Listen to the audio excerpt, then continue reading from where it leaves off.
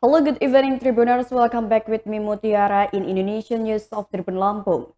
We will present you an updating and interesting information from every place in Indonesia. And here, the complete news.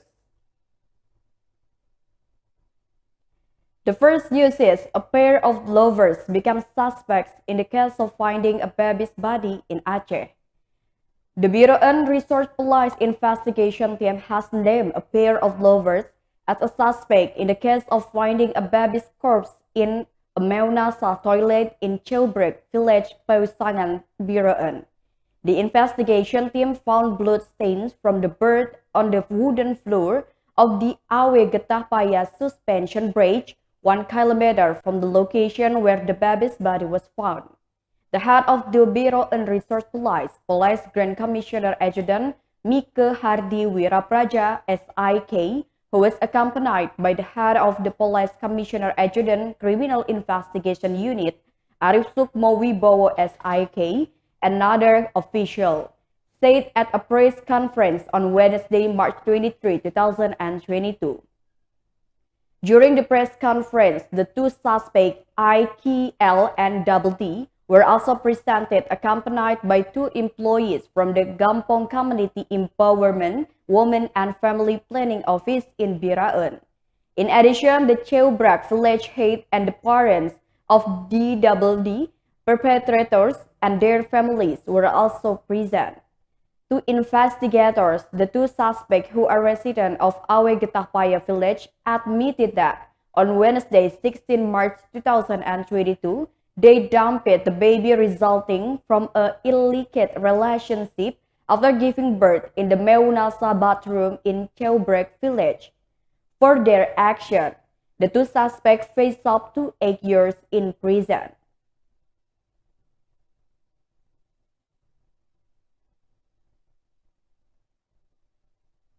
The next news comes from Riau. Police shooting case using airsoft gun. Pelalawan Resort Police are investigating the origin of the airsoft gun belonging to a narcotics dealer who was arrested in Tambak Village, Langgam District, Pelalawan Regency, Riau on Friday, 18 March 2022 last week. This was conveyed by the head of the public relations subsection of the Pelalawan Resort Police Commissioner Adjutant Edi Haryanto during a press conference at the Resort Police headquarters on Tuesday, March 22, 2022.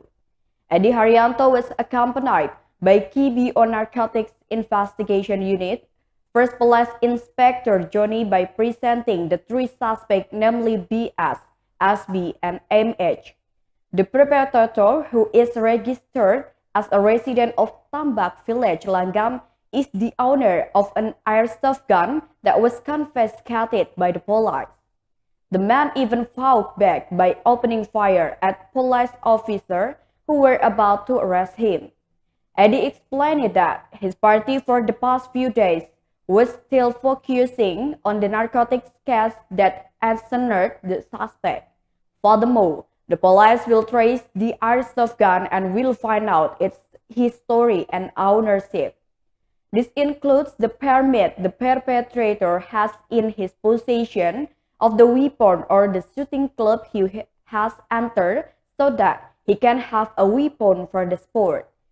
The KBO of the Research Unit for the Narcotics Resort of the Pelalawan Resort Police, First Police Inspector Adjutant Johnny, explained that actually, the joint team of the Narcotics Investigation Unit of the Pelalawan Resort Police and the Langgam Sector Police carry out a series of arrests of 3 narcotics traffickers around Langgam District. Initially, the optional team of the Narcotics Resort Unit and the Langgam Sector Police received information from the public that there were frequent drug transactions in house on corridor Langgam Street, kilometer 59, Basra intersection, Tasik Indah Village, Langgam, on Thursday, 17 March 2022 last week. The joint team conducted an investigation and reconnaissance to the crime scene and searched for the suspected perpetrator. A joint team led by the head of the narcotics unit, First Police Inspector Joyce Benedicto Manalu raided the house belonging to the suspect with the initial BS and arrested him. Without a fight, BS was arrested and a search was carried out at his residence. The evidence that was secured from the man who worked as a security guard was two packages of crystal methamphetamine weighing 4.89 grams, a clear plastic bowl with a rare false, a mobile phone, a pipette spoon, and a black digital scale.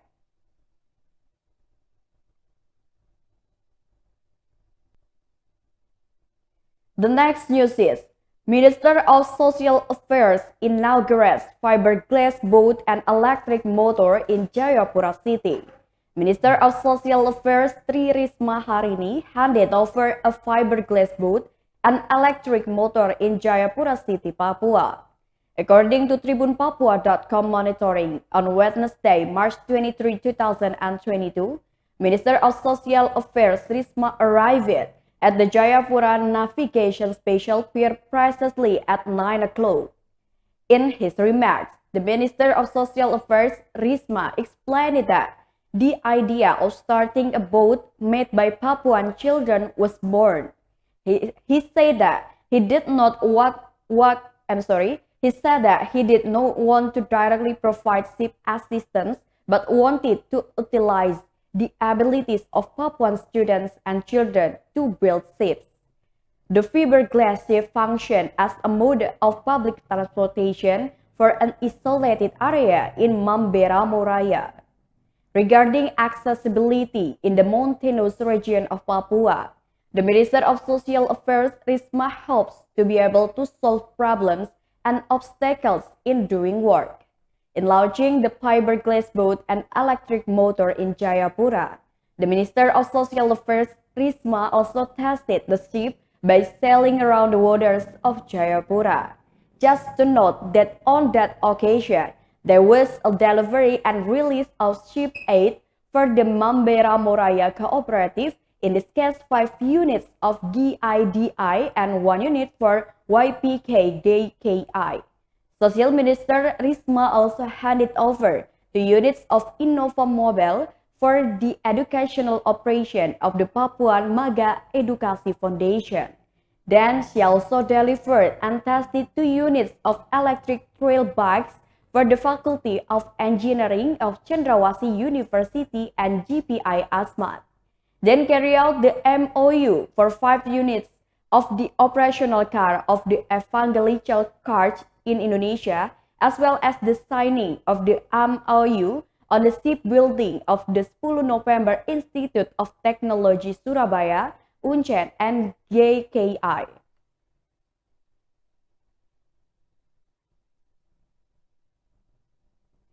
The next news is 3 houses and 1 shop in Maros caught fire.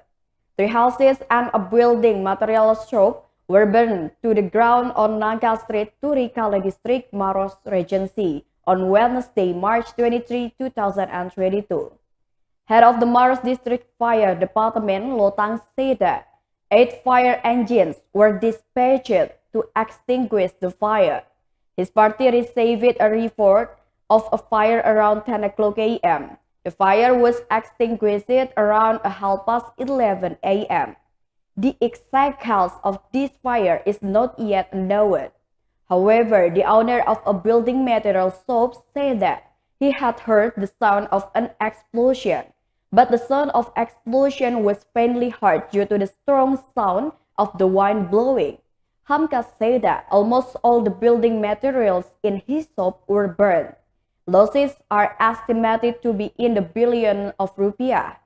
In addition to building materials, a number of securities were also burned in this incident.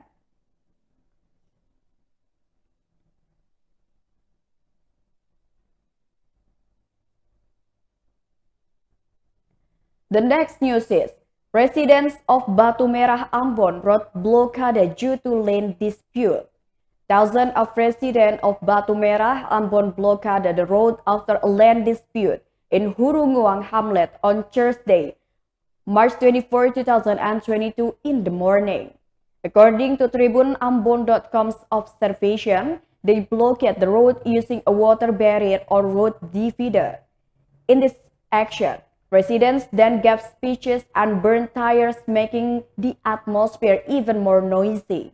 According to the Secretary of Youth for the state of Batu Merah, Roni Ternate, the action was citizen spontaneity.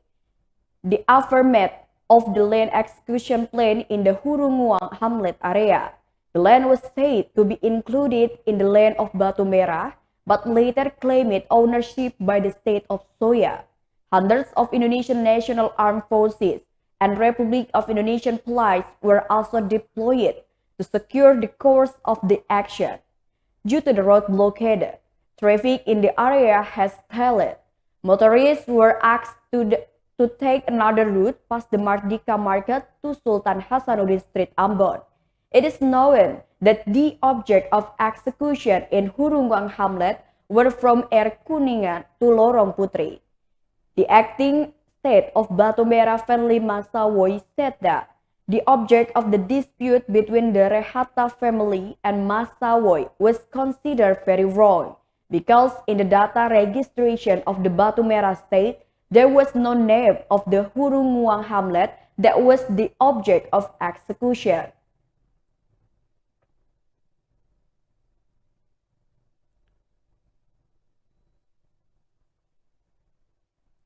The next news is, Pioneer flight route from Malinau Regency to Longbawan was delayed by 2 weeks.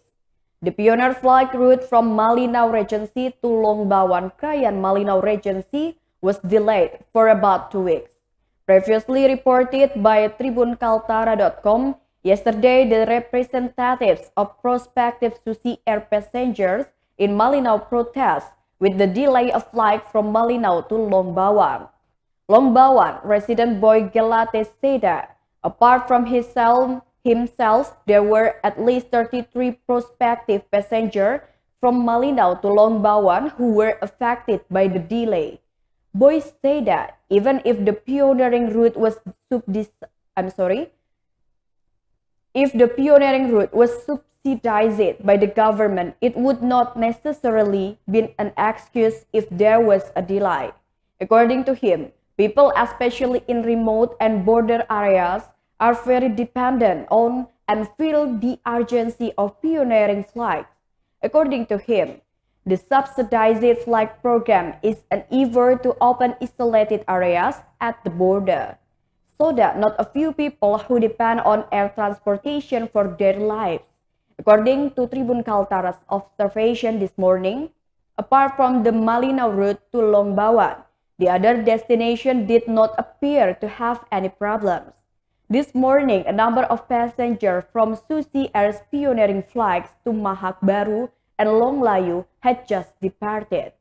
Similar to Boy, another passenger representative, Henry, hopes that the airline will stick to its obligation to fulfill the rights of service users. Considering the pioneering route flights are the connecting pools of the community at the border, the airline is obligated to notify the reason, solution, and compensation for delay. Meanwhile, the base coordinator of Susi Air at Colonel Robert Ati, basing Malinau Airport, will then say that Malinau route to Longbawan has a more intense flight frequency than other routes. The flight delay was due to the shift of the Susi Air Fleet Maintenance Center previously in the Malinau Airport hangar. It was switched to Tarakan City. The management of Susi Air in Malinau promises that flights will resume flying after aircraft maintenance is completed no later than Friday, March 22nd.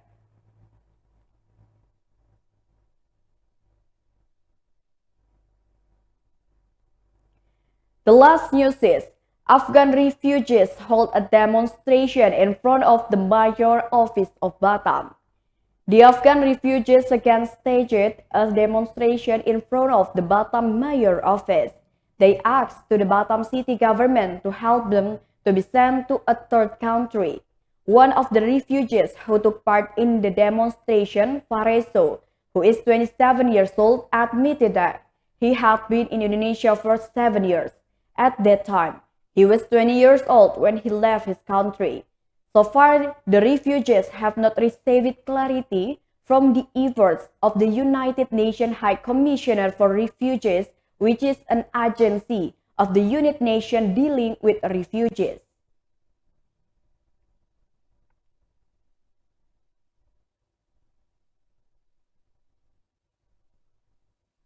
Well, that's all the news for today with me, Mutiara. Thank you for watching and have a nice day.